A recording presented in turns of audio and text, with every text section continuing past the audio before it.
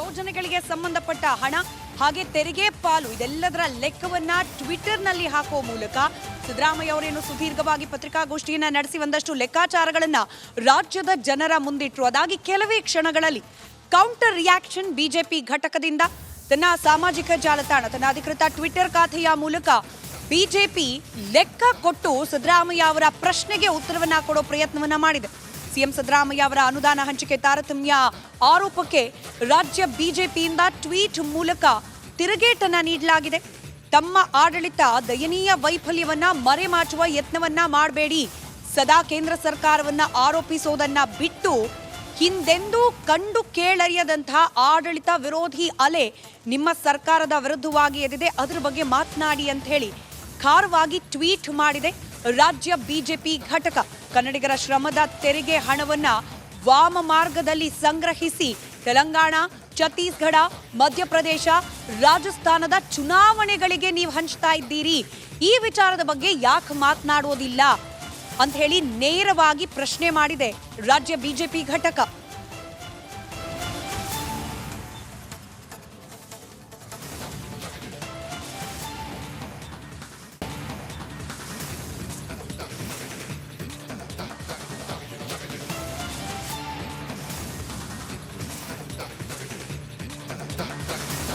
BJP ಘಟಕ ಮಾಡಿರುವ tweet ಅನ್ನ ಕ್ವಿಕ್ ಆಗಿ ನಾವು ಗಮನಿಸ್ತಾ ಹೋಗೋಣ. ಯಾವೆಲ್ಲ ರೀತಿಯ ಸಿದ್ದರಾಮಯ್ಯ ಅವರ ಆರೋಪಕ್ಕೆ ತಿರುಗೇಟ್ ನೀಡೋ ಪ್ರಯತ್ನವನ್ನ ಈ ಟ್ವೀಟ್ ನಲ್ಲಿ ಮಾಡಲಾಗಿದೆ ಅಂತ ಹೇಳಿ ತಮ್ಮ ಆಡಳಿತದ ದಯನೀಯ ವೈಫಲ್ಯವನ್ನ ಮರೆಮಾಚಿಕೊಳ್ಳೋಕೆ ಮುಖ್ಯಮಂತ್ರಿ ಸಿದ್ದರಾಮಯ್ಯ ಸದಾ ಆರೋಪಿಸೋದು ಕೇಂದ್ರ ಸರ್ಕಾರವನ್ನ. ಕರ್ನಾಟಕದ ಇತಿಹಾಸದಲ್ಲಿ ಹಿಂದೆಂದೂ ಕಂಡು ಕೇಳರಿಯದ ಆಡಳಿತ ವಿರೋಧಿ ಅಲೆ ಇದೆ ಅಂತ ಹೇಳ್ತಾ ಇದರ ಜೊತೆಗೆ ತಮ್ಮ ಅವಧಿಯಲ್ಲಿ ಅಂದ್ರೆ ಎನ್ಡಿಎ ಅವಧಿಯಲ್ಲಿ ಹಾಗೆ ಯುಪಿಎ ಅವಧಿಯಲ್ಲಿ ರಾಜ್ಯಕ್ಕೆ ಸಿಕ್ಕಂತಹ ಅನುದಾನಗಳು ಹಾಗೆ ಅಭಿವೃದ್ಧಿ ಯೋಜನೆಗಳ ದೊಡ್ಡ ಪಟ್ಟಿಯನ್ನೇ ರಿಲೀಸ್ ಮಾಡಿದೆ ಟ್ವೀಟ್ನಲ್ಲಿ ಬಿಜೆಪಿ ಘಟಕ. 2004-2014 ಯುಪಿಎ ಅವಧಿಯಲ್ಲಿ ಕಲ್ಲಿದ್ದಲ್ ಹಗರಣ ಆಯಿತು, 2G ಹಗರಣ ಆಯಿತು, ಕಾಮನ್ವೆಲ್ತ್ ಹಗರಣ ಆಯಿತು. ಇದರಿಂದಾಗಿ ರಾಜ್ಯಕ್ಕೆ ಕೇಂದ್ರ ಸರ್ಕಾರ ಕೊಡ್ಲಿಕ್ಕೆ ಉಳಿದದ್ದು ನಿಮ್ಮ ಹತ್ರ ಕೇವಲ 81,795 ಕೋಟಿ. ಆದರೆ ಮೋದಿ ಸರ್ಕಾರದ ಅವಧಿಯಲ್ಲಿ ನೀಡಿರೋದು 2,82,791 ಕೋಟಿ. ಅಲ್ಲಿಗೆ ಶೇಕಡ 245ರಷ್ಟು ಹೆಚ್ಚು ಮೋದಿ ಸರ್ಕಾರದಿಂದ ರಾಜ್ಯಕ್ಕೆ ಅಭಿವೃದ್ಧಿ ಪೂರಕ ಕೆಲಸಗಳಿಗಾಗಿ ಅನುದಾನವನ್ನ ನೀಡಲಾಗಿದೆ ಅನ್ನೋದನ್ನ ಮೆನ್ಷನ್ ಮಾಡಿದೆ. ಕೇವಲ ಇದಿಷ್ಟು ಮಾತ್ರವಲ್ಲ, ರಾಜ್ಯಕ್ಕೆ ಬಂದ ಯುಪಿಎ ಅವಧಿಯಲ್ಲಿ ರಾಜ್ಯಕ್ಕೆ ಬಂದಿದ್ದು ಕೇವಲ 60,779 ಕೋಟಿಗಿಂತಲೂ ಕಡಿಮೆ ಅಭಿವೃದ್ಧಿ ಯೋಜನೆಗಳಿಗೆ ಹಣ. ಅದರಲ್ಲೂ ಮೋದಿ ಸರ್ಕಾರ ಬಂದ ನಂತರದಲ್ಲಿ ಅದರ ಪ್ರಮಾಣ 2,08,882 ಕೋಟಿಗೂ ಹೆಚ್ಚಾಗಿದೆ. ಇದನ್ನ ಸ್ವಯಂ ಘೋಷಿತ ಅರ್ಥಶಾಸ್ತ್ರಜ್ಞ ಅಂತ ಸಿದ್ದರಾಮಯ್ಯ ಅವರನ್ನ ಕಾಲೆಳೆಯೋ ಮೂಲಕ ಈ ಲೆಕ್ಕಾಚಾರದ ಬಗ್ಗೆ ನೀವು ಯಾಕೆ ಮಾತನಾಡೋದಿಲ್ಲ ಅಂತ ಹೇಳಿ ಪ್ರಶ್ನೆ ಮಾಡಿದ್ದಾರೆ. ಅದರ ಜೊತೆಗೆ ರೈಲ್ವೆ ಲೈನ್ಗಳ ವಿದ್ಯುತೀಕರಣ, ವಿಮಾನ ನಿಲ್ದಾಣಗಳ ಉದ್ಘಾಟನೆ ಹಾಗೆ ಅದರ ಕಾರ್ಯಪ್ರವೃತ್ತವಾಗಿರೋದು ಹಾಗೆ ರಾಜ್ಯಕ್ಕೆ ಹೊಸ ರೈಲ್ವೆ ಮಾರ್ಗಗಳನ್ನ ಇನ್ಕ್ಲೂಡ್ ಮಾಡಿದ್ದು ಇದೆಲ್ಲದರ ಪಟ್ಟಿಯನ್ನ ಕೂಡ ನೀಡ್ತಾ ಹೋಗಿದೆ. ಫಾರ್ ಎಕ್ಸಾಂಪಲ್ ಇಲ್ಲಿ ಗಮನಿಸಿ, 1947ರಿಂದ 2014ರವರೆಗೆ ನಿರ್ಮಾಣ ಮಾಡಿದ ರಸ್ತೆಯ ಲೆಕ್ಕ ಇದು ಕೇವಲ 6,750 ಕಿಲೋಮೀಟರ್. ಅದೇ ಮೋದಿ ಸರ್ಕಾರ ಬಂದ ನಂತರದಲ್ಲಿ 13,500 ಕಿಲೋಮೀಟರ್ ಆಗಿದೆ. ಅದರಲ್ಲೂ ಸಿದ್ದರಾಮಯ್ಯ ಅವರೇ, ನಿಮ್ಮ ತವರು ಜಿಲ್ಲೆಗೆ ಹೋಗೋಕೆ ನೀವು ಮುಂಚೆ 4 ಗಂಟೆ ಸಮಯವನ್ನ ತೆಗೆದುಕೊಳ್ತಾ ಇದ್ರಿ. ಆದರೆ ಮೋದಿ ಸರ್ಕಾರದ ನೇತೃತ್ವದಲ್ಲಿ ಆದ ರಸ್ತೆಯಿಂದ ಕೇವಲ 1 ಗಂಟೆಗೂ ಕಡಿಮೆ ಅವಧಿಯಲ್ಲಿ ನಿಮ್ಮ ತವರು ಜಿಲ್ಲೆಗೆ ಹೋಗ್ತೀರಿ ಸಿದ್ದರಾಮಯ್ಯ ಅವರೇ. ಅದ್ರ ಬಗ್ಗೆ ಯಾಕೆ ಮಾತನಾಡೋದಿಲ್ಲ ಅಂತ ಹೇಳಿ ಬಿಜೆಪಿ ಪ್ರಶ್ನೆ ಮಾಡಿದೆ.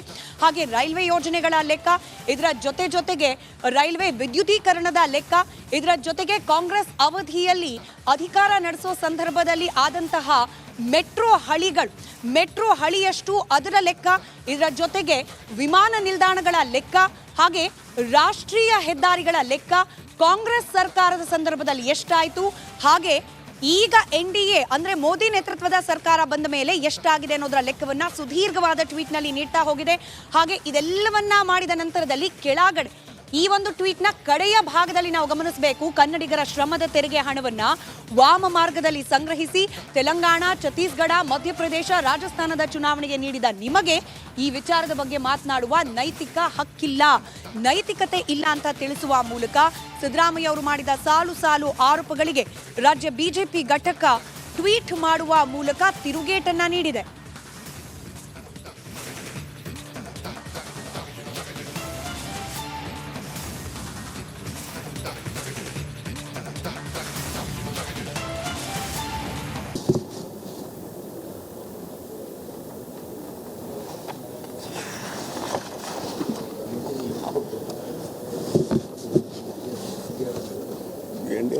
ಅವಾಗ ಆಗ ಎಷ್ಟೋ ಕೊಟ್ಟಿದ್ವಿ, ಬರ್ಕೊಂಡಿದ್ದೀನಿ ನಾನು ಮತ್ತೆ. ಯಾವ ಇಯರ್ ಸರ್? ಹಾಂ, ಇಲ್ಲಿ ಆಮೇಲೆ ಹೇಳ್ತೀನಿ ನಾನು. ಹಾಂ, ಸ್ವಲ್ಪ ಹೇಳಿ ಸರ್, ಬೇರೆ ಸ್ಟೇಟು. ಅದು ಬೇಡ ಅವೆಲ್ಲ. ಆಮೇಲೆ ಇದನ್ನು ಮಾಡುವಾಗ, ಈ ಹಂಚಿಕೆ ಮಾಡುವಾಗ ಏನು ಮಾಡ್ತಾರೆ ಅಂತಂದರೆ, ಜನಸಂಖ್ಯೆ ನೋಡ್ತಾರೆ.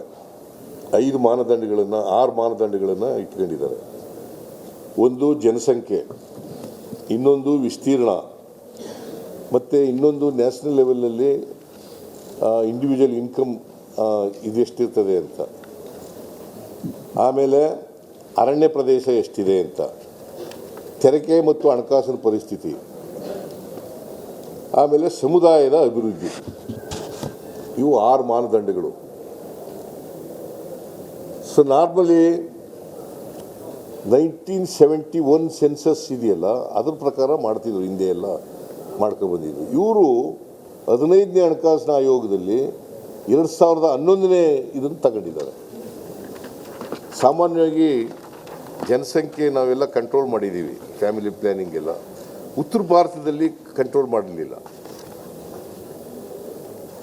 ಫ್ಯಾಮಿಲಿ ಪ್ಲ್ಯಾನಿಂಗು ಉತ್ತರ ಭಾರತದಲ್ಲಿ ಮಾಡಲಿಲ್ಲ. ಈಗ ಉತ್ತರ ಪ್ರದೇಶ, ಬಿಹಾರ, ಮಧ್ಯಪ್ರದೇಶ, ರಾಜಸ್ಥಾನ ಈ ಪ್ರದೇಶಗಳಲ್ಲಿ ಮಾಡಲಿಲ್ಲ. ನಮ್ಮ ದಕ್ಷಿಣ ಭಾರತದಲ್ಲಿ ಫ್ಯಾಮಿಲಿ ಪ್ಲ್ಯಾನಿಂಗು ಭಾಳ ಚೆನ್ನಾಗಿ ಮಾಡಿದ್ದೀವಿ, ಮತ್ತು ಜನಸಂಖ್ಯೆ ಸ್ಫೋಟ ಆಗದ ರೀತಿ ನೋಡ್ಕೊಳ್ತಕ್ಕಂಥ ಕೆಲಸ ಮಾಡಿದ್ದೀವಿ. ಇವು ಮಾನದಂಡಗಳು: ಜನಸಂಖ್ಯೆ,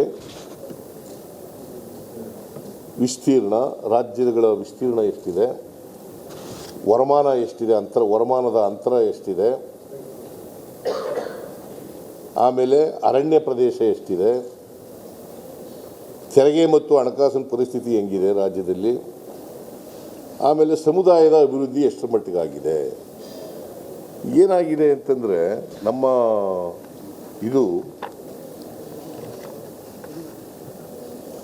ಮೊಟ್ಟೆ, ಕೋಳಿ ಚಿನ್ನದ ಮೊಟ್ಟೆ ಇಡ್ತದೆ ಅಂತ ಕೋಳಿನೇ ಕೂದಾಕ್ಬಿಡೋದು, ಹಂಗಾಗ್ಬಾರ್ದು.